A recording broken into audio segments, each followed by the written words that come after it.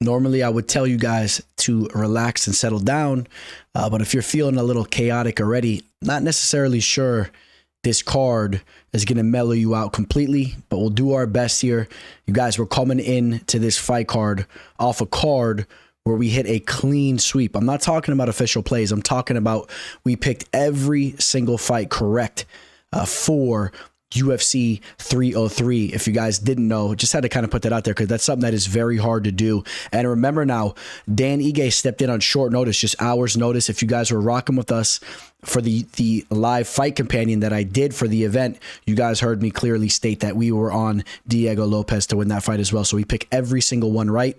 And you guys also heard that correctly. We are now back to doing the fight companions. If you guys remember, I used to do these years ago. We had a blast. We had a lot of fun. I got so many messages from you guys asking me to bring them back. And we started doing them again. So you guys can expect for every card, specifically for the main cards, maybe sometimes I'll pop on even earlier, but for the main cards, I plan on going live for every event moving forward. So I'd love for you guys to join me. We had a blast for UFC 303. Like I said, hitting every single fight was crazy as I had people in the chat and had a nice little drink in hand. We were having a blast. We were laughing on the mic and all that, or I was laughing on the mic. But what I want to let you guys know is I'm going to be making the lives, the fight companions, a lot more fun, a lot more interactive, and I will be having guests on them as well. I even plan to get UFC fighters to join me watching these events, and you guys know it'll be a lot more fun the way I do it. It's not going to be some formal fight companion that the UFC is putting on. I'm talking about I'll get these fighters having a good time with the teller. We'll really open up and you know what I mean? We'll really be hanging out. So, and I will bring you guys on as well. All right. So I'm working on some things where I'm going to be able to bring you guys on, post comments and all that. It's going to be the most exciting and fun fight companion out. So you will be hearing me talk about that a lot moving forward. And you guys, just a couple more things. I'll make it very quick, I promise, and then we'll jump right into the first fight. I just want to give a special thank you for everyone that's following me on Instagram and Twitter. I got them listed right below. Please go follow me. We just surpassed the 9,000 followers on IG. I'm trying to hit that 10K mark. And don't forget, guys, if you want to work with me for my official plays, do not hesitate to reach out to me. For UFC 303, we were bringing in a ridiculous amount of money. And you guys can work with me for any event you want. If you're interested, just reach out to me. I'll give you further details. All right, guys? And if you're going to be betting on MMA, make sure you're betting over on BETUS. We are powered by BETUS. Sign up through the link in the description of this video. Get a 125% match on your first 3 deposits. And let me know if you do that so I can give you guys an additional gift. All right, guys, UFC Denver. Tracy Cortez steps in on short notice after, unfortunately, the very fun and exciting Macy Barber did have to withdraw in a big fight for her against Namajunas. Not really going to dive too much into the whole card ahead of time. It's a lower level card, but there's some exciting matchups. We'll start at the bottom of this card. We'll work our way up towards the top. Let's get into it. Welcome to the show. This is the MMA fortune teller. Yeah.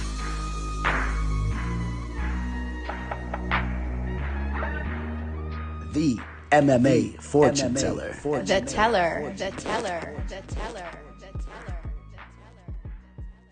The first fight we'll be talking about is taking place in the middleweight division, potentially an underrated fight, a fight that's kind of going under the radar here. Or maybe I'm wrong. Maybe people are on to what I'm on to. This is a fight that's going to deliver. Both these dudes have a record of bringing the fight. I think this is going to be a good old-fashioned scrap here. Now, Josh Fremd, a fighter that probably doesn't get too much respect. This isn't a fighter that people are really expecting to break into the top 15 or whatnot. If anything, I think people may be more kind of wondering, is this a fighter that's going to be able to hang on to a UFC contract throughout the years? But you know what? One thing we could say about him is that he steps into the cage and he looks to scrap. All right, this is a guy that looks to put on a show. And you guys know if you have that mentality and that fighting style, you could hang around in the UFC a lot longer than some of these other guys, even if you take some L's, okay? He's been finished in 3 of his last 4 losses, dating back to the Gregory Rodriguez loss that he took over in LFA. He was knocked out in the first round. Tresean Gore caught a nasty sub on him. If you guys remember that like inverted guillotine choke, it was nasty. And that was kind of an interesting one because Fremd is a guy that has some grappling skills. And it was kind of weird how he fell into that choke, especially to a fighter in Tresean Gore that's not really known for his grappling skills, more of a hard-hitting striker, but is well-rounded, I guess, to an extent as well. But Bounced back with 2 victories in a row after that against Enriquez Dumas and Jamie Pickett. Caught a sub over Dumas. Not extremely high on those 2 victories there. That led up to the Kopylov knockout loss that he just took, where he got hit in the liver and crumbled up. Now, Andre Petroski came off the Ultimate Fighter, has that wrestling background pedigree, really has mixed in the BJJ skills in with the wrestling background that he has, training over there at Henzo Gracie Philly over there, surrounding himself with a lot of solid guys. Trains extensively with Joe Pyfer. You guys know how high I am on Joe Pyfer. Shout out to everybody that was rolling with me on the Instagram live before we went live on the YouTube, where I was telling you guys that Pyfer was going to find that first round knockout. I didn't care how tough and durable Barrial has been. I knew Pyfer was going to get that knockout. I felt confident in it. I'll say that much. Okay. Shout out to Pyfer. But I really like the guys that Petroski hangs around. I think he's a very solid grappler. As far as the striking goes, he carries power. He's still, even at the age of 33, he's still refining his striking, but he's not a bad striker, and he's an absolute dog. He's willing to go to war. This is a great fight, guys. It really is a great fight. I think it's a very close fight. I am leaning towards Andre Petroski's way. No, it's not because he does follow me on IG. He does show love. I like Petroski. I've chatted it up with him a bit. He's one of the few fighters that I've chatted it up with in the DMs and whatnot throughout the years. He's a great dude. We head over to BETUS, and as you guys see, this fight is capped extremely close. In fact, as close as it gets. Dead even odds, -115 next to both fighters' names. Based on the line, I feel okay being on the Petroski side. Just note, this isn't one of my most confident picks on the card. But I like Petroski. I think this is a good spot for him to bounce back with a W. Fremd is game, though. It's going to be a fun fight. Over to the women's flyweight division. Mariya Agapova makes her long-awaited return to the cage. I know some of you guys have been waiting to see the Demon Slayer back in there.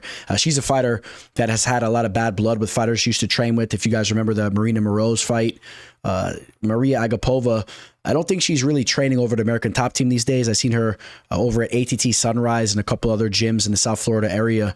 But she was a fighter that was over at American Top Team, and there was some rumors that she was dabbling with drugs or whatnot. I can't really confirm any of that, so who knows? It could be hearsay. But she does seem to be a little bit of a loose wire. She was a fighter that was very hyped up towards the beginning of her UFC career. If you guys remember, she came in with some big lines next to her name, and then that kind of all got shut down after she lost to Shayna Dobson, right? Shayna Dobson was a massive underdog. She broke her down in the second round, finished her up there, and it kind of showed that Agapova is a fighter that is and was especially very green at the time. But she is a feisty fighter. She'll throw some powerful type of strikes at you early on, and if you're not on your game, if you're not really ready to participate in a fight, you may see the opposition kind of crumble up in a ball and be finished. The problem there is that women's mixed martial arts as a whole, whether you guys want to believe it or not, is developing, maybe developing a little bit slower than some of the other divisions and the UFC and whatnot, but women's mixed martial arts is developing, and a lot of these fighters are game. I mean, they're willing to throw down, and I wouldn't necessarily bank on Luana Santos just flaking out in there and Agapova running away with an easy W.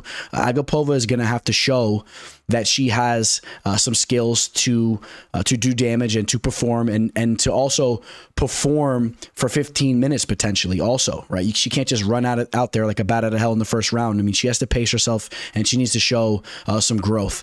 Now, I will say this much. Even though she's been having a tough time as of recently, she's still only 27 years old, so maybe she put her head back on her shoulders and she's game here. That is something you have to worry about. If you're looking to fade her, she may be a different type of fighter. Maybe she was going through some things, and maybe now she has her head back on her shoulders and she's sharpened up. All right. And again, with that, her being so young, there's potential that she's still going to look better than we've ever seen her, right? She's coming off a long layoff. Her last fight is necessarily comparable time-wise to Luana Santos' last 5 fights, okay? Which is something I love for Santos going into this fight. She's been much more active. Luana Santos, a European judo champion. She has some solid judo skills. Her striking is coming around. She has potential to be a legitimate UFC fighter and a legitimate fighter in this division that could potentially crack into the top 15. I mean, she has that type of potential. I like her judo background and need to continue to see flashes from her with her striking.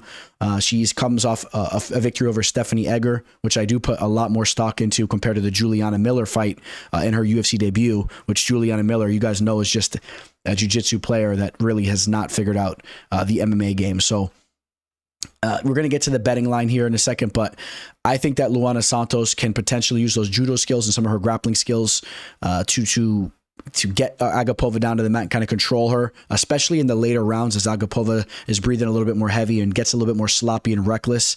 I like Luana Santos in this spot, but as we get over to the betting line, I definitely will tell you guys, I know this isn't something you guys like to hear. You guys want to just hear me be super confident in every pick I give you and just say, this is what it is. I want to clearly state that I don't like the value on Luana Santos here. Okay. Right now she's a minus 230 on BetUS. I personally wouldn't want to chalk up minus 230 on Luana Santos, a fighter that is not extremely proven at this point in time. And then there's some variables as we talked about in regards to Mariya Agapova. She's shown flashes as well to be a dangerous fighter. So I wouldn't want to be tagging that type of line next to Luana Santos' name. And I just kind of want to go over this too. Even though she comes in this fight off 2 losses, Jillian Robertson is on an absolute mean streak. You saw the performance that she just had, retiring the karate hottie there. She lost to Marina Moroz. That was that fight where there was the grudge match type of thing going on there.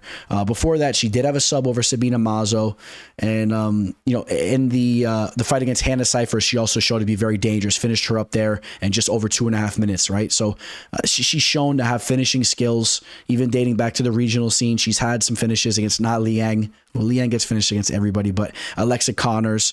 All right, she's just shown flashes of being dangerous, and there is some potential there. That is the reason why I'm not crazy about the higher line on Luana Santos.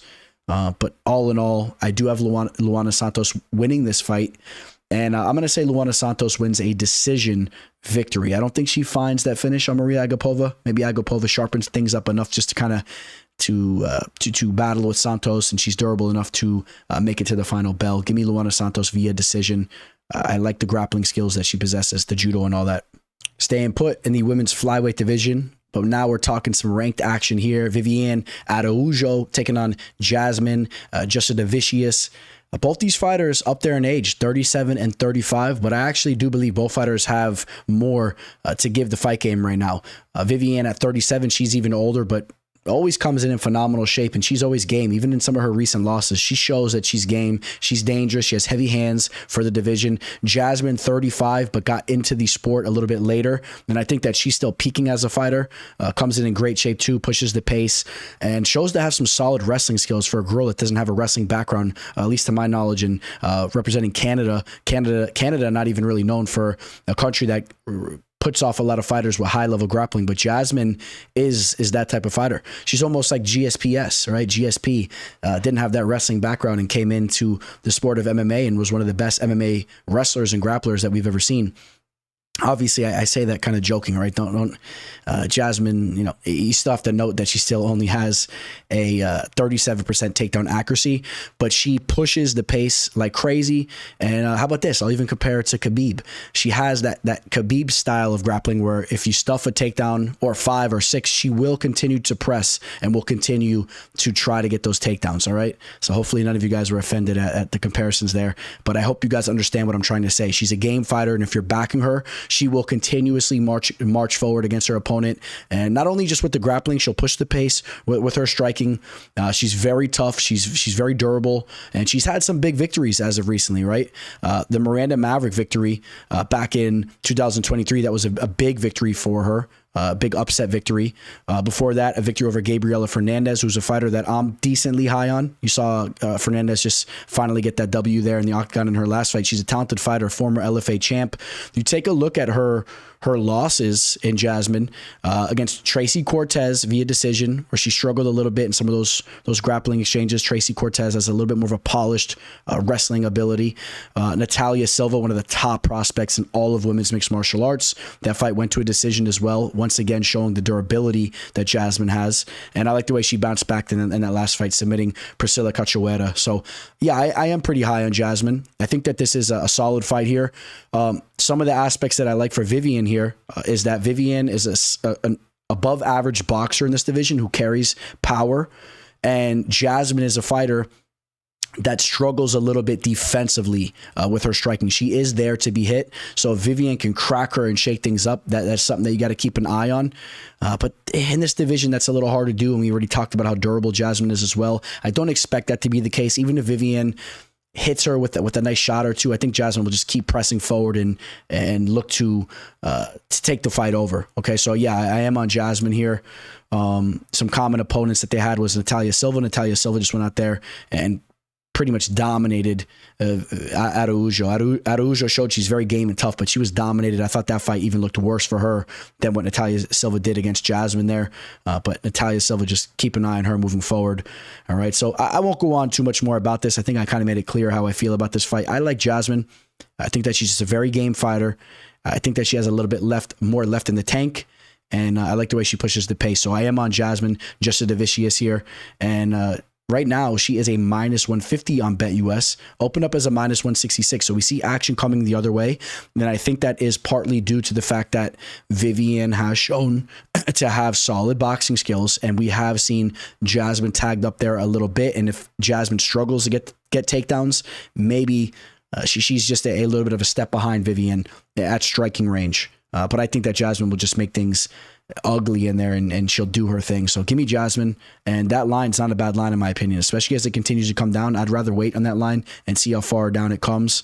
We have plenty of time up until fight night. I would love to see that line continue to come down and grab Jasmine at like -135 or something like that. I don't know if that will be the case. We may see it bounce back the other way, so keep an eye on that. Now, this fight was just added to the card, and this fight was a much needed addition to the shallow card here. This is a great fight. In fact, this may be the best fight on the card on paper. Joshua Van, you guys know I'm very high on his striking ability, on his boxing skills. Charles Johnson is a fighter that has proved to be very game. He was on the verge of being cut by the UFC after that Rafael Estevam fight, and then he dug deep and got 2 victories in a row against respectable names in this division too, against Azit Maxim and Jake Hadley. All right, so Charles Johnson is a game striker too. I think that this fight has a lot of potential to play out in a fun way as they strike it out. And that's kind of how I see this fight taking place as well. I think that both these guys will really welcome a kickboxing type of match. And I think that favors Joshua Van. I think he's more polished. I think as the fight starts to pick up, he starts to drop into different gears. And I think that I've seen more from him than I've ever seen from Charles Johnson as far as striking ability goes. So this will be a great fight. And in my opinion, it's very fortunate the way things played out for Joshua Van with that last fight he was supposed to have against Tager Ulanbekov falling apart, because Tager is obviously really peaking as a fighter, and I think that he could have potentially gave him some issues with the grappling and whatnot, whereas Charles Johnson, his grappling, he's not a bad grappler, but he's nowhere near the level of a Tager Ulanbekov, and that still gives Joshua Van more time to round out his overall skill set. And this is a fight where he can go out there and once again prove to be one of the more exciting fighters in the game. Okay, and this is a showcase fight for both fighters. Charles Johnson's now solidifying himself as a UFC fighter. Even if he takes an L here, if he goes out there and performs and makes this a fun fight, he's still in the good graces of the UFC and will have plenty of leeway. I'm excited for this fight. I'm not overly concerned with the 5-inch reach advantage that Charles Johnson has. I think that Joshua Van's footwork will allow him to close distance and really tee off with his hands. I think that this fight screams decision victory for Joshua Van. I know Joshua Van has a great ability there, but Charles Johnson is very durable. He's never been finished. And I think that even if Van cracks him up here and there, Johnson will throw a little bit back at him. He'll be a step behind, but I don't think that Van will get him out of there. All right, I'm not banking on that. So Joshua Van to win this fight via decision is the way that I'm going. And now with this fight just being put together, we are not seeing a lot of betting lines out there. And I did see that Joshua Van opened somewhere around a -185 favorite, and it actually recently just dropped down to a -170. So some action coming in on Charles Johnson there. People feeling that there's some value on him as a dog. But it's looking like Joshua Van's going to be right around a -170 to a -185 favorite, with potentially that line continuing to come down. Maybe Van settles in as like a -160. I don't think it'll be an extremely steep line regardless on Van, even if it came back the other way. I don't think it'll ever really surpass 185, 190 again. But is there value on Joshua Van where you could realistically get him around -170, let's say? I think potentially there is. I know Charles Johnson's had some good performances as of recently, but I think stylistically this is a fight that really favors Joshua Van. And I think that with Van being so young, you can continue to expect to see major steps forward and major growth in his overall skill set. He is Joshua Van, let's not forget, he's 22 years old, while on the other hand, Charles Johnson, 33. I believe Johnson is somewhat of a finished product. 21 professional fights. Joshua Van just 11 pro fights, and he's been looking very good already. I think we see another step up for Joshua Van here. So I do like Joshua Van, and I like where you can potentially grab him at. So see what line's available for you and whatnot, and we'll see where BetUS has him listed once the fight's up. But I am on Joshua Van to win a decision. Michael Vick here at BetUS.com. Get it all. Huge bonuses, great odds, a race book, live in-game betting, and a casino. BetUS, my online sports book and casino.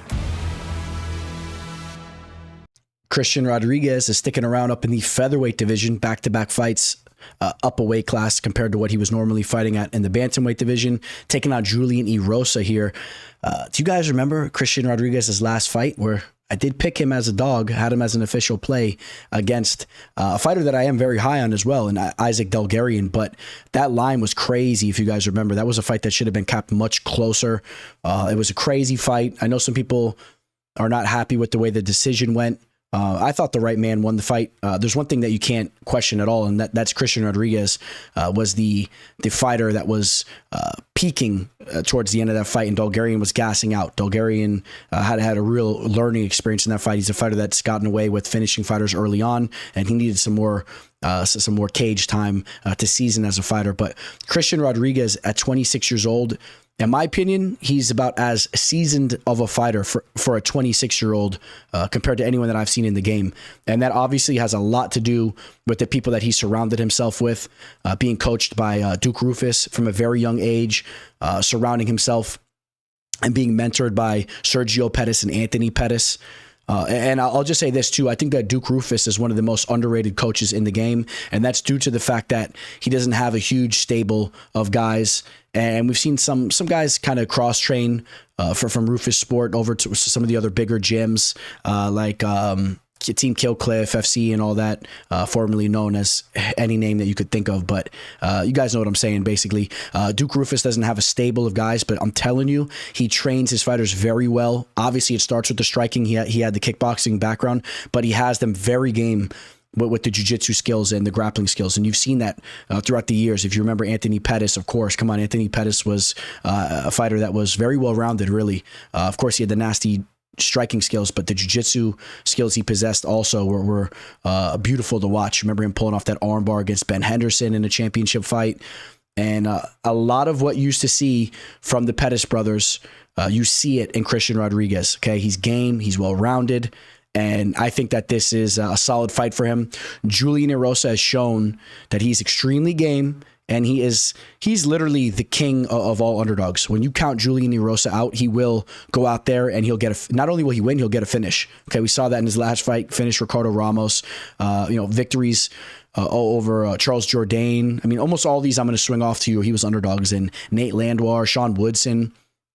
Jamal Emmers, that was on the Contender Series. That's where it really started to kick off. He was a big underdog in that spot there. But against Sean Woodson, Nate Landwehr, Charles Jourdain, Hakeem Dawodu, Ricardo Ramos. He's had some disastrous performances as well, and he is there to be finished. But he's a wiry game dude that looks to get the finish in there. I think this is a little bit of a tough matchup for him here because Christian Rodriguez is a fighter that doesn't make a lot of mistakes. And at just the age of 26, he's just going to be more refined going into this fight. So I don't think he makes that mistake that Julian Erosa can capitalize on. He's not going to go out there and get a quick sub like he did against Ramos. Christian Rodriguez, that doesn't happen to C-Rod, okay? And then as the fight progresses, C-Rod will have opportunities to land with his crisp boxing and his measured approach. I like Christian Rodriguez here. I think that Christian Rodriguez proved that he could fight it up in this weight class, and the older he gets, he'll fill in just fine, I believe. So time will tell, but Not overly concerned with the 3.5 reach advantage Julian Erosa has. I think Rodriguez can close the distance on him. He'll have the more technical and base striking and boxing skills. I think he could potentially knock Erosa out. In fact, Erosa is a fighter that has been knocked out 8 times out of his 11 losses. 67% of his losses have come by way of knockout. He's never been subbed. Maybe we see him get clubbed and subbed, possibly. Maybe we see him get subbed for the first time, but I'm not really banking on that because he's game down on the mat. He's the type of fighter you could hurt, try to lock up a sub on him, and then all of a sudden he'll regain his wits and come back and get you. We've seen some type of performances by him like that before. I would bank more on Christian Rodriguez just measuring up and getting a nice little TKO and wobbling Erosa around the cage, and maybe Erosa's kind of stumbling around looking at the ref like, oh, what's going on? Why'd you stop it? And Rodriguez will run over and start to celebrate. So I like my boy C-Rod here. Got a lot of respect for him, and I think that he has a lot of potential. He is a minus 215 right now, which if you're targeting C-Rod, this is a line you could sit back on. Another one of those. Okay, this card's a little different than one of the more recent cards where the lines were trending my way. This time it's kind of the opposite. You could sit back on some of these lines if you agree with me, or if you like these spots. You sit back on C-Rod. Maybe you get him in the minus 100 range. Maybe he dips to a minus 190, 185. I think there'd be some good value there. He's a minus 215 now. Just monitor the line. But I do like C-Rod here. I think that C-Rod gets the job done. Yeah, he has a lot of good things going for himself right now. Give me Christian Rodriguez via KO/TKO. In the middleweight division, we got Cody Brundage taking on Abdul Razak Alhassan. Now, this is a fight that could really go one way or the other. And I mean that like kind of in an extreme way. I mean, we may see Abdul go out there and completely starch Cody in the first round, or I think there's a very realistic possibility that Cody can drag Abdul Razak Alhassan into the deep waters, which if some of you guys have forgot, Abdul is a fighter that has shown in the past to have some cardio issues. Was on a 3-fight losing skid. Jacob Malkoun, who has proven to be a really solid fighter in this division, but he absolutely drowned him in that fight. He got knocked out by Chaos early. That was a coming out party for Chaos. But the Minor Lezez fight, if you remember, Minor Lezez, a fighter that's really disappeared as of over the last couple of years or so, but a fighter that he dragged Abdul into the deep waters and then was out-volleying him, if you guys remember. But as far as in the first round, Abdul is one of the most dangerous fighters in the game at that. I mean, realistically, if you stand in front of him, I mean, you saw what he did to Alessio De Chirico in 17 seconds, what he did to Claudio Ribeiro, and I believe in Ribeiro's UFC debut, that was nasty. Knocked out Sabah Hamasi twice, realistically. If you remember that there was an early stoppage in one, and Sabah Hamasi, do I need to go on about the stories about Hamasi? I used to tell you guys, but knocked out Nico Price in the first round. I mean, he has a lot of early finishes on his resume, but he's now 38 years old, and I have a feeling if he doesn't get that first round finish, that Cody can drown him for sure. Cody has a wrestling background. I forget I don't know if it was Division 1, but I know that he it might have been a Division 2 school that he was wrestling at, but he has the wrestling background. He's a fighter that has had some up and down performances, to say the least, but as of recently looks to be putting it together, and he's just 30 years old. So maybe he starts to get his head on. He had that nasty slam KO on Zachary Reese, who has proven to be warranted of the hype that he's been getting. He just bounced back with a beautiful victory, and you guys know I've been high on Zachary Reese. I didn't turn my back on him like I saw a lot of you guys do after his loss there, but the way he slammed Reese was nasty. The loss he took against Bo Nickel, I think it was a decent performance by him. He weathered the storm, and he showed that he could actually scramble a little bit with Bo in that first round. I mean, if he brings those tools to the cage, I think he can get the better of Abdul, to say the least, if the fight plays out like that in a grappling fashion. So, and let me just tip the hat to Cody, because he's been following me for a while. And again, the pick is not going to be a biased pick. I like the value here, and I like Cody to get the job done. But Cody's a dude that's been following me for a long time, even when I really haven't been picking him to win fights. Okay, so he sees my post. He doesn't follow a lot of dudes, and he's liked my post, and he sees that I don't always pick him, but I like that about him. He's a cool dude. He follows me and whatnot, but I really think there is a strong avenue for him to go out there and to get the job done. And then you mix that with the fact that you're getting solid dog value on him, where he is a plus 130 right now, opened up as a plus 140. So this time the line trending towards the way I see the fight, where you see some action coming in on Brundage. And I think that that's what should continue to happen. This fight should close a little bit closer.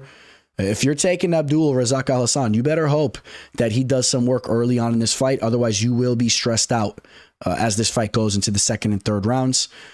And give me Cody Brundage here. Gabriel Bonfim steps back into the octagon. He's coming off a tough loss. His first ever loss as a pro. He's a fighter that is one of the most hyped up and comers in the game. And I'll be the first to admit I contribute to that hype. I'm very high on him. I'm a little bit more high on him than compared to his brother, but his brother's a stud too, Ismail Bonfim. Taking on Ange Loosa here. Ange Loosa, you may have thought that he was like 37, 38. In my opinion, he kind of has an old look to him, but just 30 years old, still cruising into his prime. He surrounded himself with solid people from the very beginning, training with a lot of those dudes over at, the gym. Again, that gym constantly changing names, but you guys remember it as Sanford MMA, Hard Knocks 365. It used to be the Black Zillions, and now it is Team Killcliff. But he's surrounded himself with all those solid fighters over at that gym. Henry Hooft, one of the best striking coaches and one of the best head coaches in all of MMA, has put in a lot of work with him. And Ange Loosa is a good fighter. Okay, I had a solid ticket on him against Reese McKee. Came through for me. Did a lot of damage in that fight, even though he didn't find the finish. But I was not happy with the way he handled that Brian Battle fight. You guys know Brian Battle is my dog, and he did Brian Battle dirty there. Everyone knows that he looked for a way out in that fight. He was completely outclassed. There was the eye poke, and it was obvious that his eye was fine. It was obvious. And then, in fact, he tried to start fighting with Brian Battle at the end of the fight, because Battle went up and kind of let him know that he knew that he was looking for a way out, because it was obvious. And he said, "I was whooping your ass in there." And Ange Loosa all of a sudden was perfectly ready to go, and he was saying, "I'm gonna get you," this and that, But it's kind of tough when you see a fighter take that way out. Listen, it's easy for us to sit in our chairs over here and kind of poke at them and whatnot, but listen, we're comparing them against the top warriors, the top fighters in the world. So you're going to be held to a higher standard, okay? Because you got certain guys in there that are, guys like Anthony Smith, right? Anthony Smith could have took the cheap way out and became the champion, and he never looked to do that. There's guys like that in the game. So when you do those types of things, we will be hard on you, okay? So I'm not happy with Loosa, and I think the UFC, they may have set this matchup for a reason, because I'm sure they weren't happy with him. And Gabriel Bonfim is a dangerous dude, and I think the UFC is thinking what I'm thinking here. Gabriel Bonfim is going to get the better of Ange Loosa here, and Gabriel Bonfim is a finisher too, so if he gets the better of him, it very well could be by a finish, and it could be by a finish in a variety of ways, because even though he has a lot of subs on his resume, he's a dangerous striker as well, and I think that we may see him hurt Loosa and ring up a sub, but even if this fight goes to the judges' scorecards, I'm going to say that Bonfim starts to show some development in his cardio and in his performances later in fights, because he is a fighter that hasn't really gone long in fights before, right? And we saw him kind of fade against Dalby. That's how he was finished up late in the second round. But that was a good learning experience for him even there. He almost made it out of the second round. A lot of his other fights, barely ever leaving the first round, okay? He is a absolute fight finisher early on, but as time progresses, and even just in the gym with him learning and sharpening up his skill set, I think he'll be more comfortable in the later rounds. And I'm high on his skill set, man. And Ange Loosa is a fighter that has good cardio, but he kind of drops down to a lower gear as the fight progresses as well. Kind of goes into cruise control. He's a guy that kind of plays it safe. And even if Gabriel slows down, I think that Gabriel can weather the storm and still be up ahead late in this fight. Give me Gabriel Bonfim to get the job done. Give me Gabriel Bonfim to still end up being one of the top he is one of the top up and comers, but to be a fighter that settles into the top 15, to be a fighter that let me just say this. Gabriel Bonfim's got me bumbling around here. I think that Gabriel Bonfim will settle in, and he'll be the new generation of Brazilian mixed martial arts. I think when he's 30 years old, he's going to be a star in the UFC. He may have some hiccups and some ups and downs, but once he settles in and really rounds his game out and learns how to fight with the high fight IQ and pace himself properly, he's going to be one of those dudes. All right, so put me on record for telling you guys that right now. And I'm going to say Gabriel Bonfim gets Ange Loosa out of there and finishes him by the halfway mark of this fight, okay? So I'm going to say he gets him out of there under the 1.5 round mark. Give me Gabriel Bonfim. I'll lean via sub. Maybe he hurts him and then subs him up. Obviously, the subs is where he really does his work there. But I like Gabriel Bonfim to bounce back with a nice victory and to start getting that buzz and momentum behind his name once again. He's a minus 400 here. He's a big time favorite. It's a high line coming off a tough loss where maybe you could have some question marks about him, but I think I made it clear. I think that he bounces back just fine here. And give me Bonfim to get that finish. Minus 400. What are you going to do with it? Throw it in a parlay. What are you going to do with it? It's a high line, guys. I don't want to necessarily push you guys towards doing that, but I like Bonfim to win this fight. But that's a high line. So as of now, this fight is slotted to be the co-main event. I mean, I can think of a couple other fights that should be the co-main event over this one. It's not a bad fight, but both these fighters very much up there in age. Ponzinibbio 37 now, Muslim Salikhov 40 years old, and maybe they change things up. We have plenty of time, so either way, we're talking about this fight as it is the co-main event for UFC Denver. It's a fight that we very well could see some solid action, and we could easily see a finish. Both these fighters, as of recently, have been getting finished, and they still are dangerous as well. So Kevin Holland just finished up Santiago Ponzinibbio in the 3rd round. Before that, he had that comeback knockout over Alex Morono in the 3rd round. A decision loss to Michel Pereira before that, which if you actually look at that fight in the right light, that was a great performance by him, because that was a fight that played out very closely. And Michel Pereira is one of the best fighters in the division right now. I mean, he's on an absolute hot streak. He's going out there finishing dudes super quick. So the fact that Ponzinibbio kept that fight as close as it was, and that was an official play of mine. I was sweating that out a little bit, but we did cash on that. But that wasn't a bad performance, realistically. The Kevin Holland fight, though, he was hurt. He was finished up. We're seeing the age catch up to him. Also, I met Santiago Ponzinibbio in backstage of a Titan FC event. I had that picture posted on my IG. He's a great dude. Very, very warm and welcoming dude. He was chilling, just having a good time. So shout out to Ponzinibbio. And he does a lot of work with the UFC broadcast team. I believe he does stuff for the Spanish side of the broadcasting team for UFC. So Muslim Salikhov, I am more alarmed with his last performance than anything I've seen from either man. The way he was starched by Randy Brown, the fact that he's 40 years old, he has a lot of kickboxing experience as well. I think that he has a lot of damage on him, a lot of wear and tear, a lot of mileage. And I think that Ponzinibbio is more live to get a knockout in this fight than the other hand. One thing I will say, and just note, we will have the Prop Edition video coming out for sure next week leading up to the fight card. If you're listening to this fight week, it's coming out this week. And I think that we're more likely to see a finish for Ponzinibbio, but I'm liking unders. We're going to go over all those lines, see if there's any value there. I think this is a fight where we could very much see a finish early on. But just to talk about why I'm liking Ponzinibbio, also a good factor to be on the Ponzinibbio side is Ponzinibbio has consistently put off better volume in his fights in the octagon than Muslim. Muslim is very much a counter puncher. He's light on his feet. He does possess solid power as well, but Ponzinibbio is a fighter that really will bite down on his mouthpiece, and I think that if it goes to the judges' scorecards, it's more likely to go Ponzinibbio's way based on the fact that he's a dog in there, and Muslim may be in the back foot a little bit more so. So give me Santiago Ponzinibbio to win this fight. I like Ponzinibbio here. I think that he very well could find a knockout in this fight as well too. It's tough though, man. Give me Ponzinibbio via 2nd round knockout. I don't say that with an overwhelming amount of confidence. It could go to a decision, and I still like Ponzinibbio there as well though. All right, so let's just go take a look at the betting line. Santiago Ponzinibbio is a minus 210. Opened as a minus 190. Action coming in on him. Another fight where the line is in agreement with me here. I don't think that line will get too out of hand. Should stay under 230 and down. And we definitely have question marks in regards to Ponzinibbio. He's old. He's coming off a finish as well. But this is a good spot to be on Ponzinibbio, in my opinion. I think he has a little bit more to give. He'll be more durable in there. This video is brought to you by BETUS Sportsbook and Casino. All right, up to the main event. Rose Namajunas getting a main event slot once again. The number 6th ranked flyweight fighter, taking on Tracy Cortez, the number 11th ranked flyweight fighter. And Tracy Cortez coming in this fight off a little bit of a layoff here, fighter that has a lot of potential still. She's 30 years old, cruising into her prime, has the wrestling background, but her overall game's been looking pretty good. Her boxing skills have developed nicely.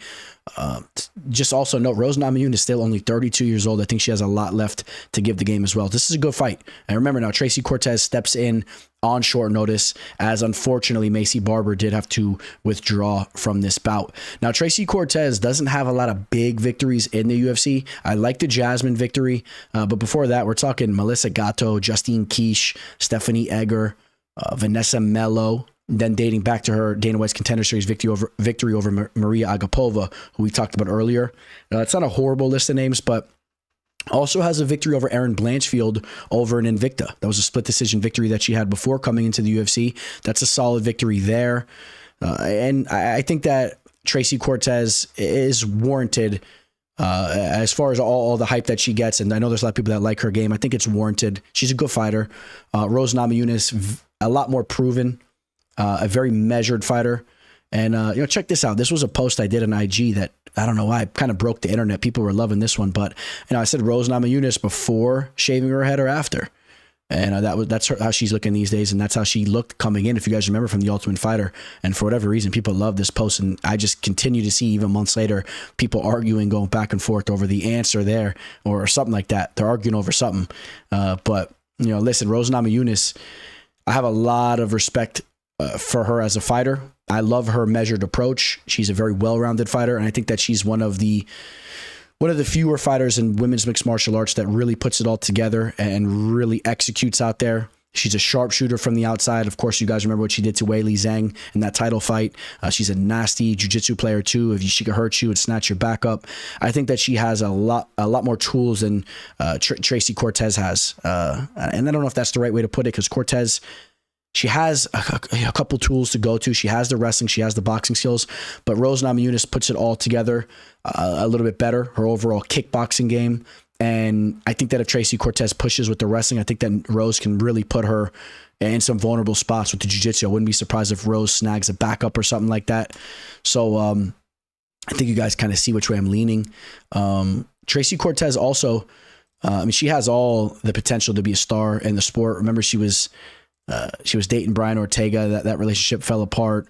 I think that, maybe I'm wrong, but she seems to be a fighter that kind of has some things going on outside the UFC at times. But maybe I'm wrong. When she gets locked into the cage, she does perform. I know she lost her brother. I believe. She didn't lose her brother. I think she lost one of her brothers. So I think she does have a heavy heart in there when she fights. I remember hearing a story about that. And she also has a brother that fought on Dana White's Contender Series. Maybe she had two brothers, if anybody wants to clarify that. But I'm kind of wondering why she hasn't fought in such a long period of time. Her last fight was back in September of 2023, almost a year ago. And that was that decision victory over Jasmine. And the Melissa Gatto fight, she relied heavily on her wrestling to kind of control Gatto down on the mat. I don't think she'll be able to do that against Rose. Rose will be too tricky down on the mat. I like Rose Namajunas to get the job done here. I think that Rose is alive to find a sub in this fight. If we do see a finish, I would say that Rose finds a submission. Am I going to give you guys a finish in this spot? I'm kind of favoring it going to a decision, a Rose Namajunas decision. But, I'm going to do it. I'm going to say that Rose Namajunas sinks in a rear naked choke in the fourth round. How about that? Rose Namajunas to get a rear naked choke, to get a submission later in this fight. And Rose Namajunas opened up as a -210 on BetUS. She's now a -250. So we have some big action coming in on her, with Tracy taking this fight on short notice and all that. And Rose just being Thug Rose, the former champion of the world, down to the strawweight division, and just a game fighter. I like Thug Rose here. Say she gets that late finish. All right, guys, that's going to wrap up UFC Denver. Appreciate your guys' support as always, especially for you guys that hung around all the way to the end of this video. You guys know, you guys mean the most to me here, and you guys allow me to do what I love to do here with this channel. And you guys know that I'm working on a lot of things. As I continuously tell you, I'm working on a lot of stuff behind the scenes, so you will continue to see that evolution. But don't forget, the fight companions are back, and you guys are going to love what I have in store over the next couple of months with those fight companions.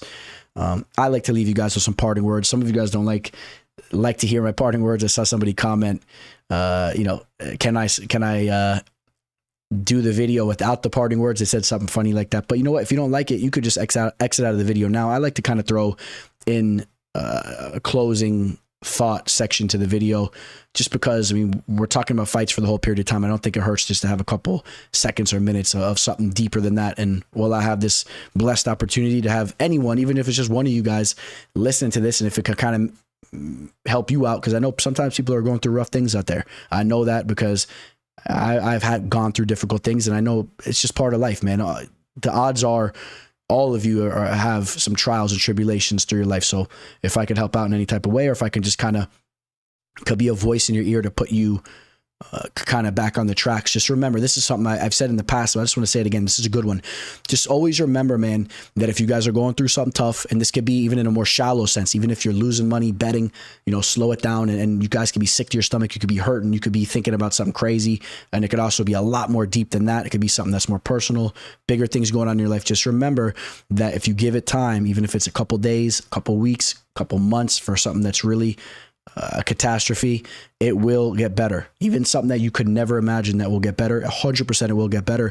And those types of things, you look back and you can kind of almost even chuckle or laugh. Some of them you can't really laugh about, but you can at least be like, hey, I look at it in a whole different light. I'm strong now. I got my feet under me. So remember, even when you feel vulnerable and you're in that situation, it's pretty much 100% fact you will be better as time progresses. All right, guys? So I don't really believe in all that stuff where people are like, oh, you never forget it. It always sticks with you. It hurts forever.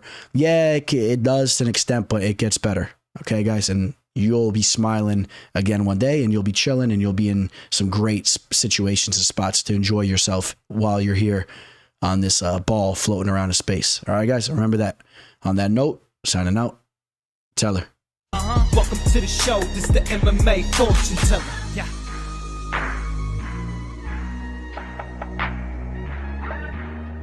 The MMA fortune teller. The teller.